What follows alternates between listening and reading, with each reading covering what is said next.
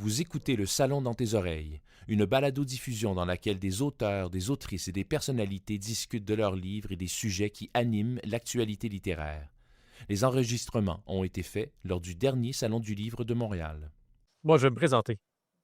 Je m'appelle Dominique Tardif. Je suis journaliste et j'aurai le plaisir de m'entretenir, vous l'aurez deviné, avec Carole Laure au cours des prochaines minutes. On peut l'applaudir.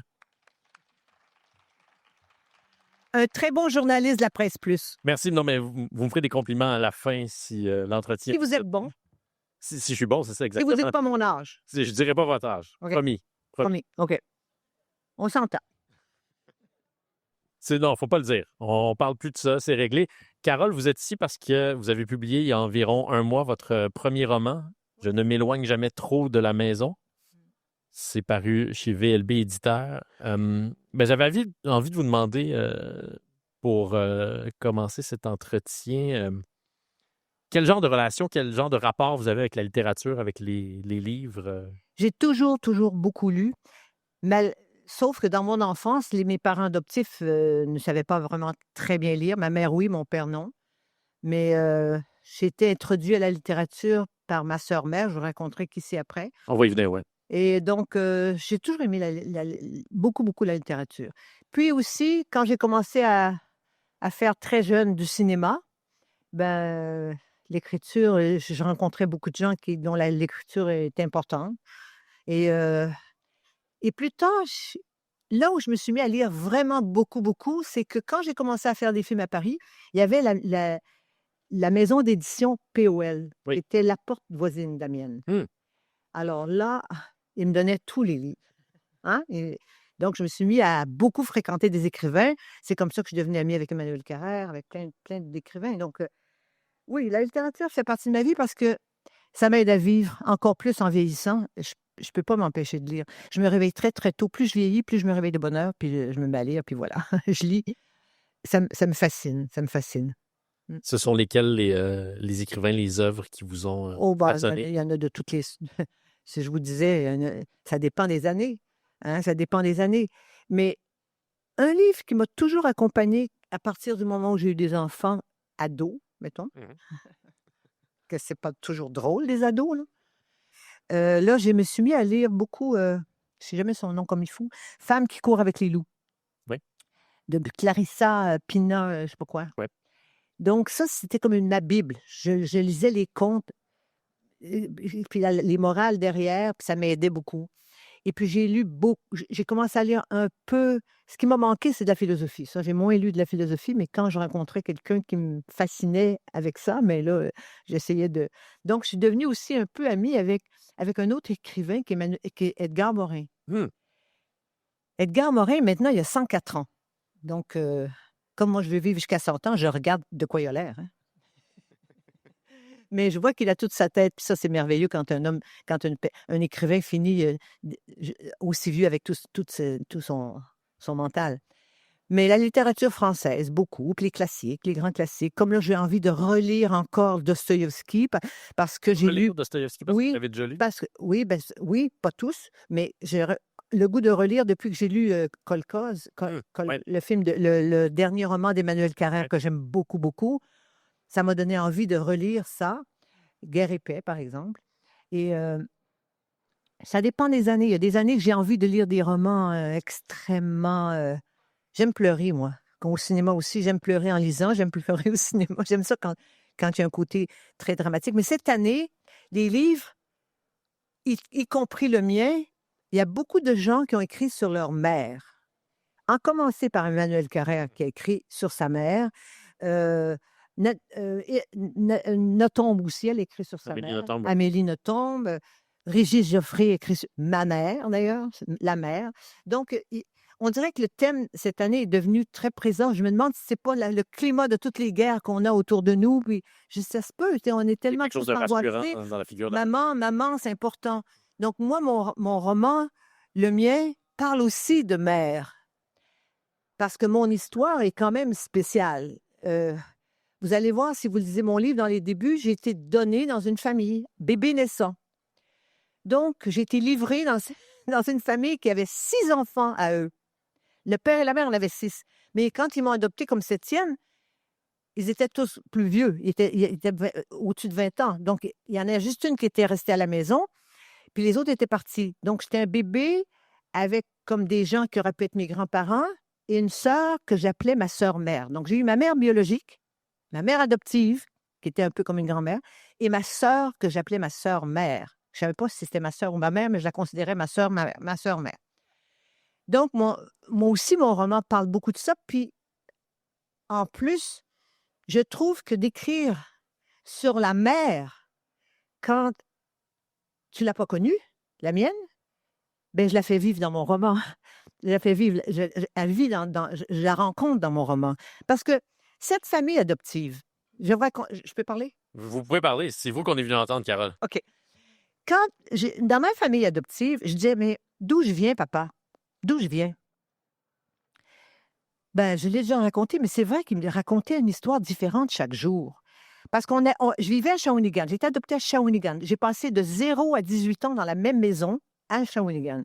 Donc, il disait, ça, la maison chez nous était au bord de la rivière. La rivière, je la voyais du balcon.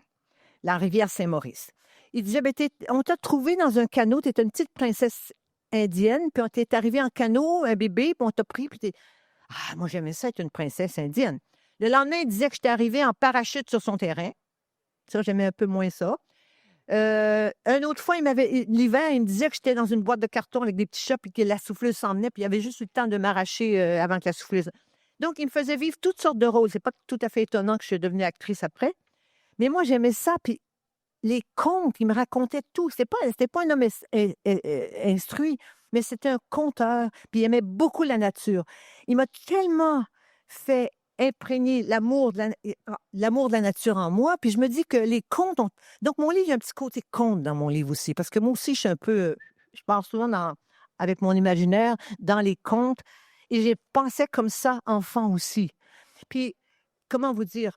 Je pense que quand on vit au bord de l'eau, on va au bord d'une forêt, parce que mon père m'amenait toujours à la pêche, on allait dans les forêts, dans les rivières plus loin, Mais quand on vit au bord des forêts, ça te développe un appétit pour les contes. Encore plus quand tu rencontres un ours, tu sais.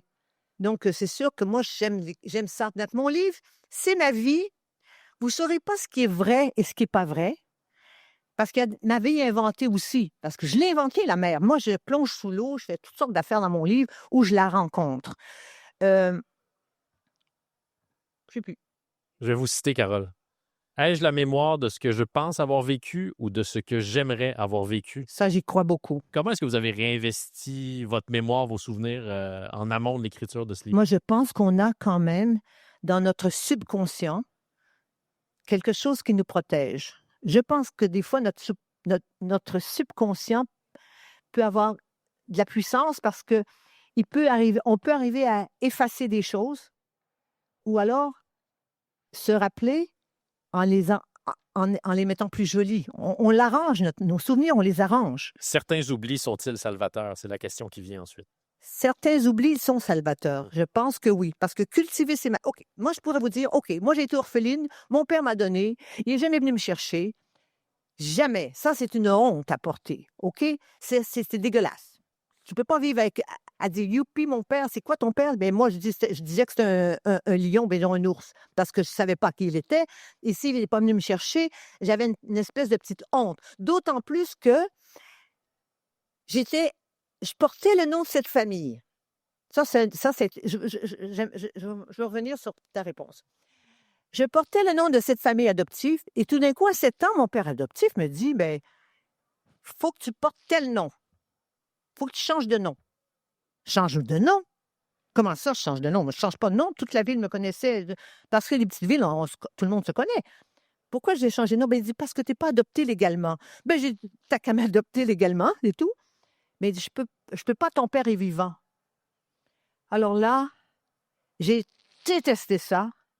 Je suis rentrée à l'école, ils m'ont changé de nom.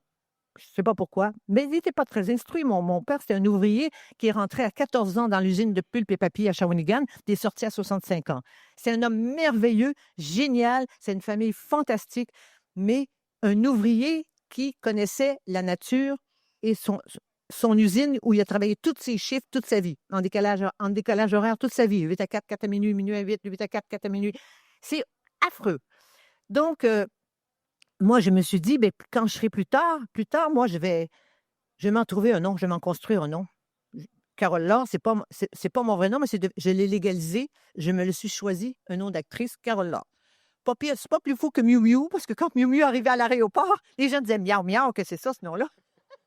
Je dirais même que c'est un peu moins fou que Oui, Miu, c'est un peu moins. effectivement. Mais donc, j'aurais pu cultiver, dire j'ai été abandonnée, être dans la souffrance totale. Puis aussi, on me disait que ma mère était morte à ma naissance, donc je me disais, j'ai tué ma mère. Je suis responsable de la mort de ma mère, peut-être. Donc, je voulais pas ça. Donc, j'avais le choix d'enjoliver tout ça ou... Alors, moi, je rêvais... J'ai l'air con de dire ça, par contre. Je rêvais que moi, j'allais avoir une famille et que j'allais pas la détruire, puis j'allais rester toute ma vie. Ben, ça fait presque 50 ans que je vis avec le même mode. Ça va bien jusqu'à maintenant. Jusqu'à maintenant, ça va bien. Non, on n'a pas laissé tomber. Mais donc, les souvenirs, on peut aussi les cultiver, les malheurs. Moi, j'ai jamais aimé le misérabilisme. J'ai jamais voulu avoir ça. Même si j'avais une grande tristesse, même pas dégueulasse, de ne pas connaître mon vrai père. Je disais, comment un homme peut ne pas connaître son enfant? Je ne comprenais pas. Je ne le comprends toujours pas, mais sachez que mes enfants connaissent leur père, puis moi, je connais mes enfants. Mais l'amour que vous avez reçu de votre père, de votre mère, de votre famille, de votre famille adoptive, je comprends, je devine que ça vous a aidé à ne pas sombrer dans l'amertume que vous évoquiez à l'instant. Oh non, vous auriez pu cultiver. mais j'étais tellement choyée, aimée, j'étais tellement aimée. Écoutez, vous savez, les mères québécoises, là, cette génération-là, donc qui était l'âge de ma grand-mère, il y en avait 15 puis 16 enfants. Sa copine, elle en avait 16. Donc, elle en avait eu juste 6. Pour elle, en prendre un 7e, c'était normal. Elle n'avait pas empêché la famille, c'est tombé comme ça. Elle dit, je n'ai pas eu d'autres, c'est bien alors une de plus. C'était des mères aimantes. Moi, la mienne était aimante. Je lui ai même tété le bras jusqu'à 12 ans. Elle avait la famille adoptive était toute... Il y avait des cheveux roux. Dans mon roman, je dis mon père avait des beaux cheveux roux renards, mais c'est vrai, il y avait des cheveux roux, puis ils avaient des yeux bleus pâles, puis ils avaient des taches de rousseur. Ma mère, elle avait des gros bras, des bras avec, tu sais, des robes à fleurs, toujours avec pas de manches comme ça, puis son bras était appétissant, puis enfant, je tétais son bras, puis elle me laissait faire. Elle disait pas de décolle, elle disait, ben, ça te fait du bien, tête, pas grave. Donc, c'était des gens comme ça, des gens bien. Ils m'ont tellement fait aimer la nature, mes jeux enfants, parce qu'à cette époque-là, aujourd'hui, moi, mes petits-enfants, je les envoie pas dehors tout seuls. Hein? Nos petits-enfants, on les accompagne, même dans les parcs, on a peur. Mais à cette époque-là, les parents, ils nous prenaient, même l'hiver, en grosse soupe du neige, peindre dans le banc de neige, tu restes là, tu rentres bien qu'à 4 heures. T'sais? Puis l'été, on allait jouer dans les ruelles. C'est ça que je décris beaucoup dans mon livre aussi. À quoi on jouait? My God! Je veux dire, on jouait à toutes sortes d'affaires. Hein? C'est un peu étonnant parfois, effectivement. C'est assez pour dire le moins. Tu l'as lu, mon livre? Je l'ai lu, votre livre. Ben, tu as vu que des fois, c'était... j'aime autant pas le savoir. J'espère que mes propres filles ne joueront pas à des jeux, de tels jeux. Là. Mais je vous en raconte un quand même, parce que quand on est élevé au bord d'une rivière, on joue au bord de la rivière, même si c'est dangereux. Puis, il y avait toutes les pitounes qu'on appelle les morceaux de bois qui glissaient vers l'usine, s'en allaient vers l'usine. Savez-vous ce qu'on faisait? C'est pas de bon sens. On sautait sur les pitounes, tic, tic, tic, tic, pour pas tomber dans l'eau. C'est dangereux. C'était dangereux. Si on tombait entre deux pitounes, on crevait, là, on pouvait se noyer. On faisait des jeux dangereux. Moi, j'ai fait un cimetière de wawarons. On prenait des pics à rideaux, puis on tuait des wawarons, on faisait des petits cimetières avec la croix, n'importe quoi, mais on faisait des jeux de fous. Mais on était libre comme l'air. Mais ça a tout fait une espèce de manière de vivre, aussi avec les animaux autour, avec la rivière, avec les lacs pas loin. Ça change, ça nous élève. Moi, en tout cas, ça m'a élevé proche de quoi? Ça m'a fait apprécier à mort. Je ne peux pas vivre loin de l'eau. J'aime vivre proche d'une rivière ou d'un lac. J'aime vivre proche de l'eau. J'aime aller dans la forêt. J'aime voir les animaux.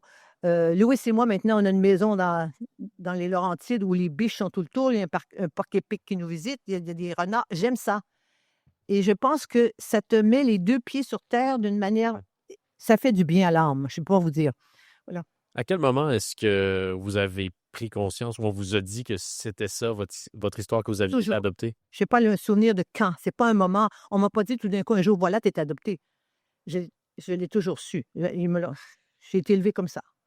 Il me disait toujours, tu es un petit bébé qui est arrivé chez nous dans une enveloppe blanche. C'est-à-dire que ma mère, elle appelait ça une enveloppe. C'était un petit sou, tu sais, un capuchon, puis comme juste une pièce là, avec une fermeture éclair. Puis elle me le montrait. C'était le seul élément que j'avais qui me reliait à ma... J'imaginais que ma mère m'avait mis dedans. Et je l'ai encore, ce petit sou. C'est comme une relique. C'est comme quelque chose que je touche de temps en temps. Je ne fais pas tellement ça devant Louis ou devant mes enfants, mais de temps en temps, je touche le petit vêtement en m'imaginant que c'est ma mère qui avait ses mains dessus aussi. Et puis plus tard, j'ai fait des films. J'ai commencé à écrire. C'est pas la première fois que j'écris. Mon roman, oui, c'est un roman, mais j'ai écrit 4 films avant. 4 longs métrages. C'est de l'écriture, oui. C'est d'écriture pareil, puis c'est d'écriture plus compliquée qu'un roman pour moi parce que quand on écrit pour un film, ben, on a un budget en tête. Je ne pourrais pas faire tout ce que je fais dans ce roman en film. Donc, je ne sais plus ce que je voulais dire. Je sais plus. Vous nous disiez que vous aviez déjà écrit, que c'est Ouais. pas la première fois que vous écrivez. Non, mais On vous a souvent proposé d'écrire votre autobiographie. Oui, Puis ça vous intéresse pas. ben, j'avoue que c'est un collègue à toi, journaliste, qui m'a... C'est Mario? C'est Mario Girard. Girard, qui lui écrit des très jolies biographies Oui. de gens, Clémence Desrochers, de par exemple. Clémence, d'autres gens, puis il est très généreux, puis il est très gentil, puis il m'a dit il y a quelques années, pourquoi, est-ce que je pourrais écrire ta biographie? J'ai dit non, moi, j'ai pas envie que tout est sur le net pour moi, les films sont là, mes chansons, mes vidéos, non, ça me tentait pas, mais il dit, mais écris! Il m'a poussé, Mario, il dit, mais t'as qu'à écrire toi-même. Donc, j'ai dit oui. Puis après, j'ai fait aussi une interview, un long entretien avec Patrice Roy Oui. aux informations. Parce que quand on vieillit, on a fait beaucoup de choses. Puis quand on a fait beaucoup de choses, on a plus de choses à dire. Donc, il m'a montré des extraits de ma carrière. Et il me dit, qu'est-ce que vous faites en ce moment? Ben, j'ai dit, en ce moment, j'écris un livre. Je commence. Alors, j'ai même pas eu besoin de chercher les éditeurs. Le téléphone s'est mis à sonner. Ça a bien marché parce que j'ai rencontré une éditrice qui est écrivaine elle-même, qui s'appelle Marie-Hélène Poitras, que j'aime beaucoup, qui écrit Grande écrivaine, oui. une grande écrivaine, et on se connaît depuis très longtemps. Puis elle a fait des livres pour enfants aussi. Elle édite aussi des livres pour enfants. Puis moi, je racontais à l'émission que je raconte des histoires sans arrêt. Mes petits-enfants, ils préfèrent mes histoires que les livres. Donc, elle me rend compte, elle dit, tu vas faire des livres pour enfants. J'ai dit, ben non, je suis en train de faire un roman. Elle dit, ah, quoi? Fait que là, c'est comme ça qu'elle est devenue mon éditrice, puis qu'on a travaillé ensemble, puis je l'aime beaucoup, je continue avec elle. Donc, j'allais vous dire que quand j'ai eu fini d'écrire ça, c'est ça que je reviens à mon histoire. On y revient. Quand j'ai eu fini d'écrire ça, je ne savais pas si c'était bien ou pas bien. OK? On se pose des questions. Est-ce que c'est valable? Est-ce que c'est assez littéraire? Est-ce que j'ai un ton à moi? Mais j'avais fait, quand j'ai sorti mon premier film qui s'appelait Mère ayant perdu fils, cherche fils ayant perdu mère, j'avais fait une interview croisée avec un grand écrivain français qui s'appelle Boris Cyrulnik. Oui. Qui signe la postface. Oui. Alors, Boris Cyrulnik sortait un livre au moment où moi, je sortais mon premier long métrage qui s'appelait, comme je vous dis, le Mère ayant perdu fils, cherche fils ayant perdu mère, toujours encore ça tourne toujours de la mère. On revient toujours à ses parents. Oui, on revient toujours à ça. Donc, Boris est venu passer une journée avec moi à Paris, parce qu'il vivait dans le sud de la France. Puis, le journal nous avait fait faire une interview croisée tous les deux. On parlait tous les deux de nos liens, moi avec mon livre, puis lui avec son... Parce qu'il en publie un par année, presque un livre, lui. Quand j'ai eu fini ça, puis moi, j'avais beaucoup aimé ce qu'il m'avait dit. On avait échangé assez profondément pendant une journée dans mon appartement que j'avais à Paris quand je tournais des films. Donc, j'ai dit, est-ce que j'ose lui envoyer mon roman? T'sais? Je l'appelle. Je ne savais même pas s'il se souvenait de moi. Puis il dit, oui, je me souviens de vous. On a passé une journée ensemble dans le 14e arrondissement. Je disais, j'ai écrit un roman, je vous l'envoie. Dites-moi ce que vous en pensez. Il m'a écrit tout un grand texte, un peu une analyse. Oui. C'est plus une analyse qu'une critique. Et il m'a envoyé ça. Il dit, je te fais cadeau, fais-en ce que tu veux. Donc, les éditeurs ont décidé de le mettre à la fin, l'analyse de Boris Cyrulnik de mon livre. Donc, j'étais plus rassurée un peu. Cette insécurité-là, est-ce qu'elle vous habite encore souvent, même si vous avez collaboré à plusieurs projets qui ont été Oh ben oui, célébrés? oh ben oui, parce que on est toujours, quand on propose une œuvre, on est toujours, on a, on a envie que ça plaise. C'est fait pour être lu. C'est pas un livre. Tu t'écris un livre, tu as envie que tout le monde l'achète puis qu'il le lise. Puis quand tu fais un film, mais moi, je me suis découragée avec les films. Parce que les films, depuis qu'il y a toutes les plateformes, le cinéma d'auteur que moi je fais des films à petit budget, du cinéma d'auteur, ça rentre, ça sort tout de suite parce que c'est des gros films qui marchent dans les salles. Ça m'a déprimée, ça m'a découragée. Moi-même, je regarde beaucoup de films sur les plateformes, puis je dois avouer que je regarde des séries aussi, hein. Je veux dire, je sais pas, on est tous un peu accros à ça. Et donc, j'ai plus envie de me battre. Chaque fois on veut faire un long métrage, il faut se battre pour avoir le financement. Et moi, en plus, j'étais chanceuse. Mes 2 premiers films étaient sélectionnés à Cannes. J'avais de l'action autour, mais pas assez pour dire que ça me satisfaisait. Donc, j'avais toujours je disais: «Est-ce que c'est parce que mes films sont pas assez bons? Est-ce que c'est parce que» tu sais? Même un jeune homme que je trouve très talentueux, extrêmement talentueux comme Xavier Dolan, il a fait un film extraordinaire qui s'appelle «J'ai tué ma mère». Il y a eu des gros succès et tout d'un coup, il fait un film qui fait un bide. Un film américain qui fait un bide. Découragé de rire. C'est très difficile de C'est toujours à refaire. c'est toujours à recommencer puis, bon, est-ce que moi je vais réussir mon deuxième roman? Celui-là, je pense qu'il se vend bien en ce moment, donc je suis contente, mais, je veux réussir le deuxième. Je ne vais pas arrêter d'écrire. Là, je fais un 2 puis un 3 puis un je vais pas, faire autre chose qu'écrire. J'aime ça. Puis vous Voilà. allez en vendre applaudissez, oui. Mais Et voilà. Vous allez en vendre des milliers en fin de semaine au Salon du livre. ah bon? Oui, oui. Je sais pas. Ça va bien se passer. Je sais pas. J'espère qu'il va y avoir beaucoup de monde. Comment est-ce que ça a façonné votre imaginaire, les histoires que votre père vous racontait au sujet de vos origines? Ben moi, j'aimais le croire, Mmh. mais je participais. Je disais: «Oh, raconte-moi encore quand j'étais la princesse, j'aime ça». Tu sais? Puis il développait. Puis j'aimais les jeux qu'il me faisait. Il me faisait des jeux. Mon père, c'est un maniaque de propreté. D'abord, la famille qui m'a adoptée. Moi, je sais que je suis différente d'eux parce que j'ai pas d'ordre. J'ai pas les mêmes gènes d'être ordonnée. Moi, ma chambre, des fois, est à l'envers, puis mes enfants, pareil, puis bon. Mais eux autres, toute cette famille, ordonnée, ordonnée, ordonnée. Mon père, quand il arrivait de la shop, comme il dit, quand il arrivait de la... Moi, j'allais l'attendre en haut de la côte, puis il arrivait avec sa bicyclette, il montait, puis après ça, il me mettait sur la barre de sa bicyclette. Puis là, il arrêtait de prendre une petite bière, puis après ça, on faisait le tour au bord de la rivière, puis on arrivait à la maison. Mon père, il arrivait à la maison, il mettait une salopette, un grand balai, tu sais, des balais avec du beige au bout, là, des longs manches, des brimbales de beige, là. Il époussetait les arbres.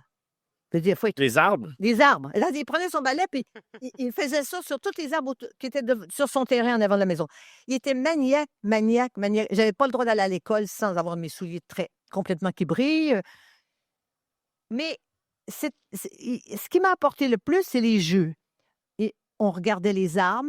Il fallait que je devine qu'est-ce que je vois. Est-ce que je vois un vieil homme dans la forme des arbres ou dans les nuages?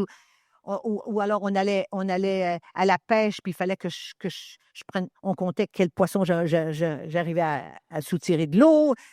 C'est toujours des jeux de nature que je faisais, tout le temps. Puis un jour, ils ont décidé de se construire une maison eux-mêmes, de leurs mains, au bord d'un lac, puis ils ont défriché tout seuls, puis ils ont tout fait tout seuls. Elle était pas grande, la maison, là. Elle était pas grande. La toilette dehors, là, tu sais, la chiotte dehors avec les bébites, les moustiques, mais bon. Mais ils m'ont fascinée, ces gens-là. Ils m'ont fascinée. Puis ma sœur mère, Marie, je la décris dans mon livre. C'est Beaucoup. mon personnage préféré dans votre livre. Oui, Très émouvant. je l'aime beaucoup, cette femme. Et elle arrivait, elle était infirmière, puis à l'époque, les infirmières de Shawinigan, ils faisaient tout, là. Elles pouvaient aussi bien accoucher quelqu'un, il n'y avait pas tant de médecins. Donc, elle me racontait ce qui se passait. Puis moi, j'aimais ça parce qu'elle avait un costume blanc, une coiffe blanche, puis il portait des bas blancs avec des souliers blancs. Moi, je disais à ma mère, elle a cousu. Hey, moi, je n'ai pas acheté un vêtement, je pense, avant l'âge de 14 ans. Ma mère me faisait tous mes vêtements. Puis elle a tricoté tous nos bas, elle tricotait tout, elle faisait même mes manteaux. Puis elle me faisait des chapeaux avec une grande tige comme ça, de métal dans le chapeau, parce que ça faisait une cornette comme ça. Puis moi, j'arrivais à l'église toute fière parce que j'étais plus grande. Plus grande Ces que femmes-là travaillaient fort. Ah non, à cette époque-là, ma mère, elle faisait toutes ses mais ma sœur, je voulais avoir une robe comme elle, donc elle m'a fait ma mère m'a fait un costume d'infirmière comme elle, puis une coiffe, puis tout ce que tu veux, puis non, non, ma Marie, elle m'a éduquée beaucoup. Elle m'a tout appris, cette femme. Je l'ai adorée, vraiment, là, comme mère, comme sœur, mais comme mère, là, je l'ai adorée. Elle est morte il n'y a pas si longtemps.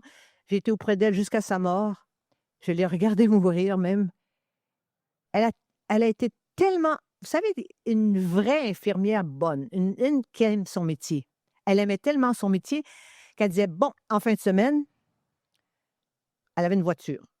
Elle disait, là, on va remplir la voiture, on va aller partout ramasser toutes sortes d'affaires, des vieilles couvertures, n'importe qui veut nous donner du stock. Puis on va aller dans les villages, les maisons isolées qui ont des enfants, il faut que j'aille les aider à les soigner, puis à apporter des choses. Puis elle m'amenait avec elle. Moi, je capotais. Elle montrait un bébé naissant dans une ferme quelconque, comment laver le bébé, comment faire ci, comment... Elle les vaccinait. C'est une femme extraordinaire. Donc, imaginez-vous comment j'ai été choyée. Je veux dire, c'est bien beau d'être abandonnée. Oui, je peux bien pleurer tout le reste de ma vie. Mon père m'a abandonnée, je vais mourir là. Non, non. J'ai assez reçu pour être debout. C'est tout. Il y a Boris Cyrulnik qui... oui, on peut applaudir, très certainement. Boris Cyrulnik qui, dans la postface, nous apprend qu'il y a plusieurs orphelins précoces qui deviennent des artistes, des créateurs. Pour ne pas rester morts, les enfants sans famille deviennent créateurs. Vous y croyez à ça? Comment vous expliquez ça? Parce qu'on invente sa vraie famille. Moi, je l'ai inventé, ma mère. On a de l'imagination. Moi, j'avais une imagination débordante, là. J'ai pas tout dit, là, ce que j'avais dans la tête. Mais j'étais très... je pense que oui, ça se peut, ça, que quand tu n'as pas connu tes origines, tu peux inventer beaucoup puis créer. Je pense que la création soigne beaucoup aussi. C'est un métier fascinant, être créateur. Moi, jouer la comédie dans les films de Gilles Carle ou de d'autres, où c'était La recherche du père, ou ceci ou cela, j'ai rencontré toutes sortes d'auteurs cinéastes, tous des cinéastes et des scénaristes. Je rentrais dans toutes sortes de personnages. C'était très enrichissant. Et oui, ça peut soigner tes problèmes. Oui, ça peut soigner. Ça peut soigner une recherche d'identité. À la fois, tu prends plein d'identités. En étant créatrice, actrice, je prenais toutes sortes d'identités. Ça m'ouvrait au monde, puis à aimer les gens, puis à regarder d'autres vies que la mienne, comme dirait Emmanuel Carrère. Qu'est-ce qu'ils pensaient de ça, vos parents adoptifs? Que vous mon père adoptif, mon père adoptif, il n'a jamais vu la mort d'un bûcheron, il serait tombé sans connaissance. Ah non, non, non. Mon père adoptif, il dit, hey, j'ai vu une photo de toi avec un chapeau de cow-boy. La mort d'un bûcheron, c'était mon premier film de Gilles Carle, puis j'étais tout nu quasiment tout le temps. Puis je chantais avec un chapeau de cow-boy, des étoiles de shérif, ses tétons. T'imagines-tu que mon père, s'il avait vu ça, il serait mort? Là, non, non. Non, non. Il n'a pas vu mes films. Il dit, je t'ai vu avec un chapeau de cow-boy dans le journal. J'ai dit, il dit, moi, j'aime ça, des films de cow-boy, je vais aller le voir. J'ai dit, non, papa, il est très mauvais, il n'est pas bon, ce film-là. C'est pas tout à fait un film de cow-boy. Non. C'est un film... J'ai dit, attends que j'en fasse un bon film de cow-boy, tu viendras. Mais il est mort quand j'ai fait le deuxième film. Mais ma mère, oui, elle les a vus, puis elle disait, « Et mon Dieu, qu'une chance que ton père... » Puis c'était l'époque où on déshabillait beaucoup les filles. Ça commençait. Là. Moi, je suis arrivée avec la pilule, la liberté sexuelle, tout ce que tu veux. On commençait à déshabiller. Aujourd'hui, on voit des scènes de baisse dans chaque série télévisée. Tout le monde se déshabille dans une série télévisée. T'es d'accord? Oui. Bon. Mais à l'époque, wow! Donc, moi, j'ai fait des très bons films avec lui. C'était à Cannes. Ça m'a lancé une grande carrière en France. Mais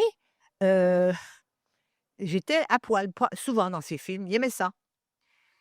Mais le Québec que vous décrivez dans le livre, c'est le Québec des années qui précèdent ce moment de libération. C'est un Québec qui est encore sous l'emprise. La génération de ses enfants à eux, oui. Ça, c'était encore la religion très forte. Il y a une scène formidable où votre père va chicaner une sœur qui s'en est prise à vous. Non, mes parents étaient religieux, mais pas dévots. C'était pas des maniaques de religion. Mon père disait, le bon Dieu n'a pas d'affaire à savoir ce qui se passe dans ma chambre. Les prêtres n'ont pas besoin de savoir ce qui se passe dans ma chambre à coucher. C'est tout. On est d'accord. Puis un jour, moi, je prenais la piano. J'aimais la musique. J'avais beaucoup d'instinct. J'arrivais à jouer par oreille à deux mains quand j'étais enfant, chez le voisin. Je n'avais pas de piano. Puis on dit, mais ça n'a pas de bon sens. Comment ça se fait qu'elle est capable de faire ça? J'avais ça en moi. Donc, ils m'ont acheté un piano, puis j'ai pris les cours de musique avec les bonnes sœurs grises et la sœur Sainte-Nicole. Ma mère, un jour, me fait une queue de cheval, puis elle me dit, « Hey, la guidoune. » Elle m'appelait la guidoune parce que j'avais une queue de cheval. Je savais pas que c'était guidoune, une queue de cheval. Moi non plus. Non, vous non plus, OK. Moi non plus, je savais pas que c'était une guidoune. Fait que je reviens à la maison, j'ai dit, « Maman, il ne faut pas que tu me fasses des queues de cheval parce que Sainte-Nicole a dit que je suis une guidoune comme ça. » Mon père apprend ça. Il me prend par la main. J'étais tellement gênée. Il me prend par la main, paf! Ah ouais, sur Sainte-Nicole, avec moi qui le suivais de même, puis j'avais peur. Tu sais, j'étais petite, là. Puis là, il rentre, il dit, toi, Sainte-Nicole, là, ma femme, elle va la coiffer comme elle veut. Puis c'est pas une guidoune, puis ça te regarde pas, puis elle va faire des queues de cheval, ça veut faire des queues de cheval, bye, puis il claque la porte. Donc, j'avais peur d'aller faire ma prochaine leçon, je veux dire.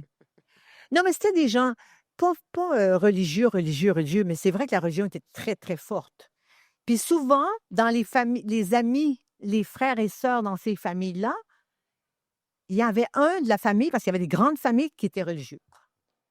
Et bizarrement, 2 de mes sœurs adoptives ont marié des ex-religieux.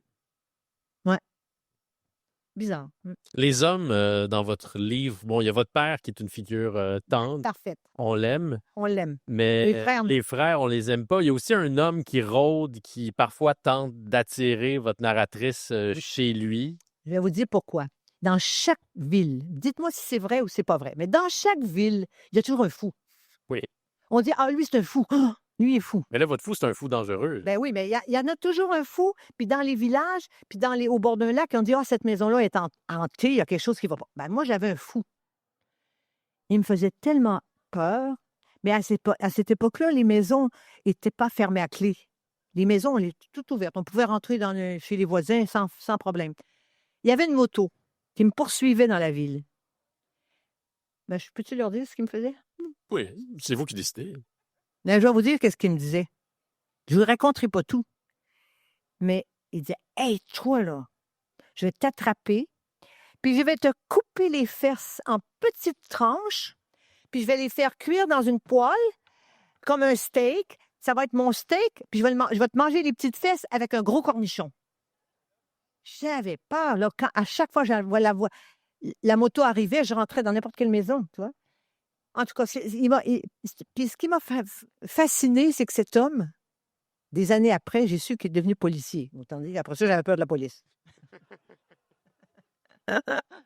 J'ai lu récemment une entrevue avec quelqu'un que vous avez bien connu, si je ne me trompe pas, Leonard Cohen, qui parlait qui disait que sa mère, à mesure que le temps passait, sa mère occupait de plus en plus de place dans sa mémoire, même si elle n'était plus là. Vous avez vécu ça, vous aussi? Oui, je pense qu'en vieillissant, quand on vieillit, ben, on pense beaucoup à notre enfance. Moi, en tout cas. Puis on pense à nos parents qui ne sont plus là. Ça me revient tellement, toutes les images. J'ai peur de tout oublier. Puis je pense à mon enfant. Ça m'était facile de me rappeler ce qui me restait. En fait, j'aurais pu en écrire le double, si tu veux, mais ça nous habite. Et l'image de la mère, en ce qui me concerne, je pense qu'il n'y a rien de... Je pense que la dernière phrase de mon livre, je vais vous la dire. Bien, OK? La dernière phrase. Vous n'avez pas besoin de ma permission, mais je vous la donne. Donnez-moi la permission. Oui. La dernière phrase de mon livre... Oh non, c'est Boris Cyrulnik, ça. T'as un peu. Non, la mienne. La postface de Boris Cyrulnik est intéressante, mais on veut entendre la fin de votre livre. Une mère, ça finit comme ça. 2 cœurs. Une mère et son enfant. Rien de plus puissant. Rien d'autre. Je pense ça, moi. Une mère et son enfant, c'est très puissant. Même quand on ne l'a pas connu, on l'aime. Je peux vous dire, aujourd'hui encore, j'y parle, elle est en moi, elle vit en moi, cette femme. J'avais peur d'avoir 33 ans parce qu'elle est morte à 32 ans. J'avais peur quand ma fille a eu 32 ans, j'avais peur qu'elle meure aussi. J'ai toujours été associée l'âge de 32 ans à la mort de cette femme. Donc, moi, je vais-tu vivre jusqu'à 33, tu vois? Puis après ça, quand je suis rendue à 33 ans, j'ai dit, je vais vivre jusqu'à 100 ans. Là, moi, je vous le dis, là, je vais vivre jusqu'à 100 ans. C'est sûr. C'est ça que je veux. On vous le souhaite. Ouais. On se le souhaite. Oui, on se le souhaite. Il y a une ellipse importante, majeure dans le livre. On quitte Shawinigan, puis soudainement, on arrive à Montréal. Oui. Puis un peu plus tard, vous nous racontez votre propre expérience de la maternité. C'est-à-dire que ça, c'est une partie assez déchirante dans mon livre, Très déchirante, oui. très déchirante. Oui. Parce que ma mère est morte à ma naissance et mon premier enfant avec Lewis est mort à la naissance. Donc, je me suis dit, j'ai tué ma mère et j'ai tué mon enfant. Je suis restée orpheline entre les deux. C'est pour ça que j'ai écrit un livre qui s'appelle un film, je veux dire, Mère ayant perdu fils, cherche fils ayant perdu mère. Et moi, je pouvais écrire dans les deux sens. Là, la femme, elle passe une petite annonce dans le journal, puis arrive plein de gens qui ont été orphelins. Ça pourrait être un homme de 80 ans qui dit « Voulez-vous être ma mère? » aussi. À n'importe quel âge, quand tu n'as pas connu ta mère, tu la veux. Tu veux la connaître. Donc oui, on a eu cette grande souffrance, Louis et moi, alors que je comprenais, je m'y attendais absolument pas. Notre premier enfant est mort. Donc, c'est ça que je décris. J'ai un passage qui est là-dessus. Parce que quand je quitte le livre, à la fin du livre, je quitte Shawinigan à 18 ans. J'arrive dans la ville de Montréal. Puis il y a toujours ma copine, mon amie qui me suit dans le livre. Et je parle de la rencontre, juste des points. Il y a juste quelques points avant de terminer le livre parce que je trouvais ça important de relier avec toute l'histoire des mères dans tout le livre. J'ai mis la rencontre avec Lewis qui a été importante parce qu'à 7 ans, je savais que j'allais rencontrer un homme dans ma vie, que j'allais l'épouser, puis j'allais faire ma vie avec lui. Et je n'étais pas du tout douée pour les abandons. Non, je n'étais pas douée pour les abandons. Donc, c'est sûr que cet homme, j'allais construire ma famille. Donc, quand on a eu ce malheur, parce que lui aussi a perdu son premier enfant, c'est pas uniquement qu'il avait de la peine, lui aussi. Hein? Ben, Souvent, les couples se séparent après. les gens se séparent très souvent quand tu perds un enfant, mais nous, on ne s'est pas séparés. Puis je pense que je lui dois ça à lui, parce que j'étais vraiment au ras des pâquerettes. Vous lirez. En tout cas, dans mon livre, là, c'était pas drôle du tout. Et bien, j'ai continué. J'ai eu deux autres enfants après. Voilà. Est-ce qu'on y arrive à donner un sens? Je ne sais pas si c'est la bonne expression employée, mais à donner un sens à un événement aussi tragique que la perte d'une mère et la perte d'un enfant? Donner un sens à ça? Oui. À travers l'art, par exemple, l'écriture. Mais donner un sens, non, mais je pense que moi, je pense que c'est une des plus grandes souffrances, c'est la perte d'un enfant. Je pense que ça, perdre son enfant, c'est impossible pour moi. Un bébé naissant encore, mais perdre un enfant que tu as connu plus longtemps, 5 ans, 7 ans, un enfant qui est enlevé ou qui est mort d'une maladie ou quoi que ce soit, c'est cruel. Parce que, je le dis à la fin, pour moi, c'est un lien très fort. Puis je le vois même chez ma fille qui a 2 enfants maintenant. Moi, je suis grand-mère maintenant, donc je vois bien ma fille avec ses enfants, comment c'est lié, comment c'est fou. Hein? As-tu des enfants? Oui, j'ai 2 filles. Tu as 2 filles. Oui. Tu sais dont je parle. Tout à fait. Il n'y a pas de justification. Il n'y a pas de leçon à tirer du fait que la mort, c'est cruel, que ce soit n'importe quelle sorte de mort. Nous, à l'âge que j'ai là, je me demande toujours la question qui va mourir en premier? Quand tu vis toute ta vie avec le même homme, qui va mourir en premier? Là, tu ne te poses pas ces questions-là à 20 ans, pas à 30 ans, pas à 40 ans, mais passé 70 ans, tu te la poses la question. Qui va mourir en premier? Quand tu as fait tout ton parcours, tous mes souvenirs sont avec lui dans la fin vingtaine, trentaine, quarantaine, cinquantaine, soixantaine. Dans les 70, mais qu'est-ce que je vais aller raconter à qui, à quoi? On a vécu toute notre vie ensemble. Puis j'aime beaucoup le dernier livre de Boris Cyrulnik parce qu'il parle de l'attachement. L'attachement, c'est de l'attachement. Tu es sûr qu'à partir, tu ne t'envoies pas en l'air comme dans tes premières années, Ah non? faire l'amour comme des fous de passion. Tu t'attaches. Et l'attachement, en vieillissant, c'est pour moi, je me considère comme chanceuse d'avoir vécu avec le même homme parce que je suis attachée. On se connaît profondément et on s'aide énormément. Je sais comment l'aider, puis il sait comment m'aider. Je sais pas comment dire, mais ça a l'air con. J'ai l'air prêcheuse, mais je ne vais pas prêcher ça, mais Prêcher l'amour, c'est beau. c'est vraiment important pour moi. Et je pense que toute la jeune génération, je le vois avec mes enfants, ils se séparent. Vite, vite, vite. Ils ont un enfant, paf, ils se séparent. Un deuxième enfant, hop, ils se séparent. C'est très difficile pour la jeune génération des 30-40 ans qui restent ensemble. Déjà, mon petit-fils, il y a 7 ans, 6 ans, il y a encore 6 ans. Déjà divorcé? Puis lui, il n'est pas divorcé, mais toute sa classe, les 70 de sa classe sont divorcés. Donc, c'est pas ça. À l'époque, mais moi, je décris mes frères. Écoutez, j'ai décrit ma famille adoptive. Les 3 sœurs et les 3 frères. Mais les frères étaient épouvantables. Les sœurs étaient des saintes. J'ai jamais compris. Parce que ma mère adoptive, elle a eu un gars, une fille, un gars, une fille, un gars, une fille. Puis les gars, mais je comprends pourquoi ils étaient fous. Ils se mariaient à 18 ans. Tu sais, je veux dire, C'est très jeune. c'était très jeune à l'époque. Ils se mariaient à 18 ans. Pour faire l'amour, ils se mariaient. T'imagines-tu à 30 ans, comment penses-tu qu'ils étaient fidèles? Oui. Et- Si on se rend compte que c'est pas avec cette personne-là qu'on aime faire l'amour, Mais ça va mal. ça peut être long, oui. Ça peut être très long. Puis tu vas voir ailleurs. Puis tu peux pas te séparer parce que le divorce n'existe pas à cette époque-là. Oui. Donc, mes frères ont C'est une souffert. société d'empêchement. Oui, terrible. c'est vrai que je décris beaucoup, beaucoup cette famille, et donc c'est une époque que je décris. Puis je décris une petite ville dont l'industrie de pulpe et papier fait vivre beaucoup de gens dans l'industrie, dans la ville. Et qu'est-ce que c'est de toujours vivre avec à la même adresse? Moi, j'ai toujours, de 0 à 18 ans, j'ai vécu sur la 2e rue à Shawinigan, point barre. Et c'était mon univers. La rivière m'appartenait. J'ai appris à nager là, puis j'ai appris à pêcher, j'ai appris à aller en canot, j'ai appris à... C'est très, très important. Mais les gars de cette famille, c'était épouvantable. Ils faisaient des 300 coups, là. Je veux dire, les femmes étaient des saintes, des endurées. Moi, je les aurais pas endurées non Vous plus. nous donnez quelques exemples qui sont effectivement Oh, ils ahurissants. faisaient des choses de folie. La majorité du livre, en fait, dans la majorité du livre, vous adoptez un ton qui se rapproche un peu de la fable d'une certaine manière. Puis si je me trompe pas, si je me trompe, vous utilisez pas le nom Carole Laure ne s'y trouve pas parce que de toute façon, ce n'était pas le nom que vous portiez à ce moment-là. Mais là, soudainement, on arrive vers la fin du livre, vous rencontrez votre amoureux et vous nommez Lewis Fury. Pourquoi est-ce que c'était important pour vous de le nommer? Je sais pas. Pourquoi c'est important de le nommer? Ben parce que Vous le voyez en spectacle, vous assistez à un de ces spectacles, puis là, vous je dites l'ai nommé parce que c'est le seul petit passage, c'est pas long, hein, à partir du moment où je rentre à Montréal, la dernière partie du livre est courte. Mais je nomme Louis Fury parce que je suis encore avec lui, puis parce que c'est ça, puis parce que c'est mon amour, puis c'est mon amoureux, puis c'est ça. Mais je sais pas. Je nomme pas la famille. Je vous dirai pas que le nom de mon vrai nom. Mais mon vrai nom maintenant, c'est Carole Laure légalisée. Sur mon passeport, c'est Carole Laure. C'est point barre. Oui.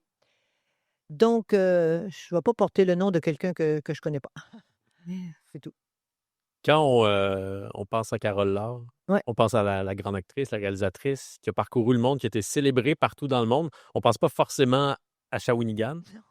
Qu'est-ce qui reste en vous de Shawinigan? Beaucoup de choses. Ouais. La Shawiniganaise en moi n'est pas partie. C'est ça comment vous dites Shawinigan en plus. Shawinigan. Ben moi, des fois, je faisais des interviews à Paris, puis ils disaient, vous venez d'où?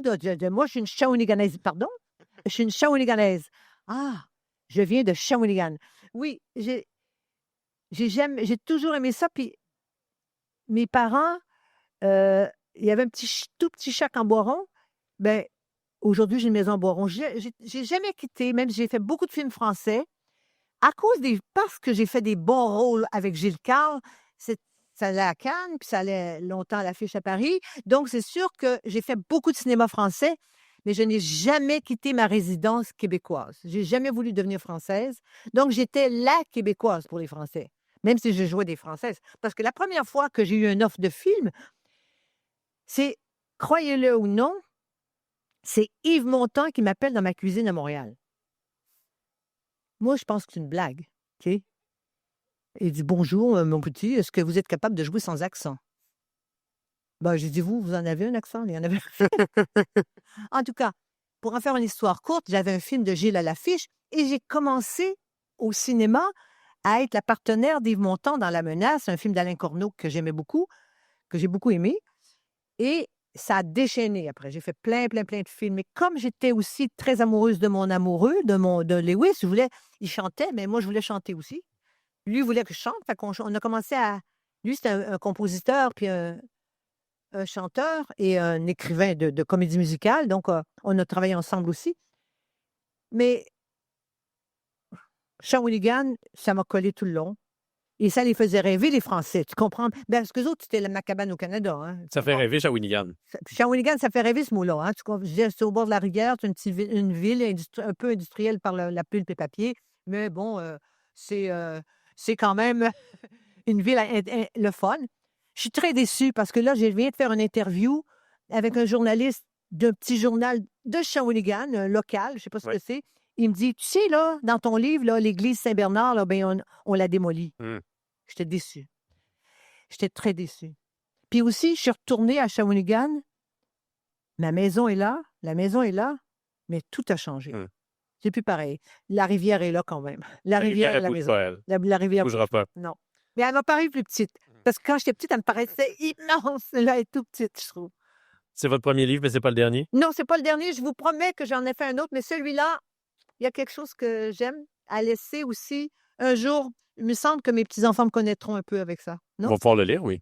Ben oui, ils commencent à lire, là. Comment ça? Mais ils vont pas lire ça, là. Parce que je veux pas qu'ils fassent les jeux que je faisais. Vous allez faire. Non, il faut pas. Surtout pas. Faudrait surtout pas qu'ils fassent ça, mais ils vont pouvoir lire les livres jeunesse que vous allez écrire bientôt aussi. Les livres de... Écoutez, je raconte des histoires à mes petits-enfants. C'est vrai, là. C'est vrai. Ils ne veulent plus que je lise de livres. Ils préfèrent mes histoires.